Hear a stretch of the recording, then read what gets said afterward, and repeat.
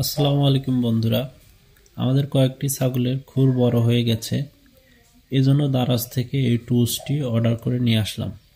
আপনারা এই টুলসটি হার্ডওয়্যারের দোকানে অথবা দারাজে অর্ডার করতে পারেন।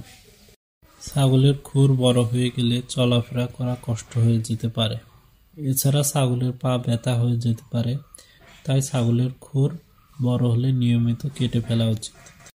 খামারের ছাগলগুলো একটু কম চলাফেরা করে, এজন্য এই ছাগলগুলোর খুরগুলো একটু তাড়াতাড়ি বড় হয়ে যায়। খুর কাটার সময় লক্ষ্য রাখতে হবে যাতে শুধু বাড়তি অংশটুকুই কেটে ফেলা হয়।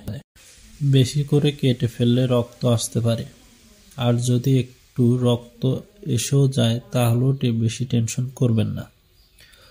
পটাশের পানি দিয়ে পাগুলো ভালো করে ধুয়ে দেবেন।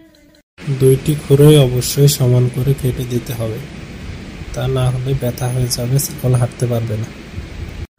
আশা করি ভিডিওটি আপনাদের ভালো লেগেছে। ভালো লাগলে লাইক, কমেন্ট এবং সাবস্ক্রাইব করে দেবেন। Thank you for watching. আল্লাহ হাফেজ।